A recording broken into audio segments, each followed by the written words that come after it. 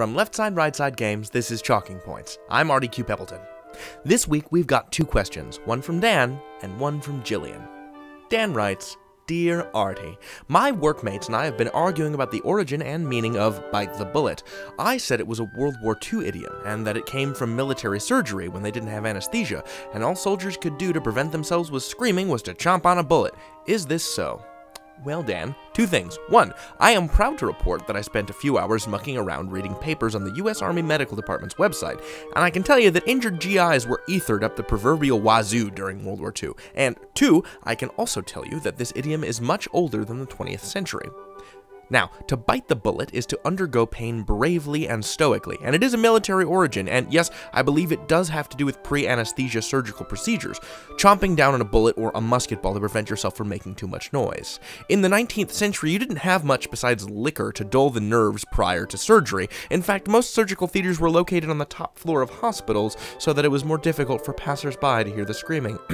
Anyway, biting the bullet, I can trace it to Francis Grose's Dictionary of the Vulgar Tongue, first published in 1796, in his definition for the slang term nightingale, which is a soldier who cries out when he is being lashed.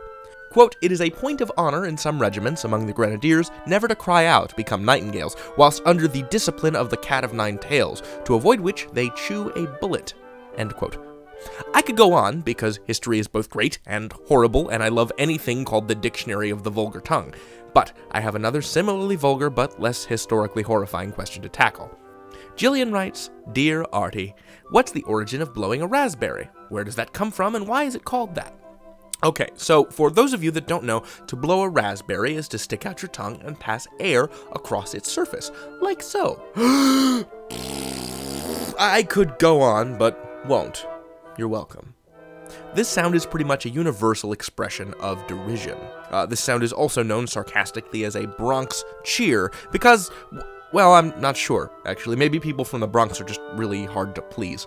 But why is it called a raspberry? Well, it's a little thing called rhyming slang, which we might have talked about before, where you substitute a phrase that rhymes with the word and then use the non-rhyming part of that phrase in your regular speech. The way look became butcher's hook became butchers. So instead of saying, let's have a look at that, you'd say, let's have a butcher's.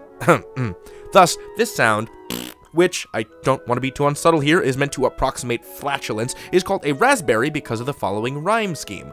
Fart becomes raspberry, tart becomes raspberry. Ta-da! This first cropped up in the late 19th century, and oh, how I love to read the high-handed explanations of the term from 1899. Thus, quote, a loud and offensive noise like the rending of glazed calico, made by obtruding the wet tongue between the closed lips, and by low cabmen and persons of that class called a raspberry. The point is, ladies and germs, that language is dirty and gross and oh so mutable, and that is one of the 1.5 million reasons that I love it so much. Dan, Jillian, thank you for your excellent questions. Until next time, laugh, learn, light up your language. I'm Artie Q. Peppleton, and I'll see you around. A very brief after-click this week, but I expect you will only need to watch a little bit of it to derive the satisfaction you require. Yes, it is a man blowing a raspberry at 1,000 frames per second. Again, you're welcome.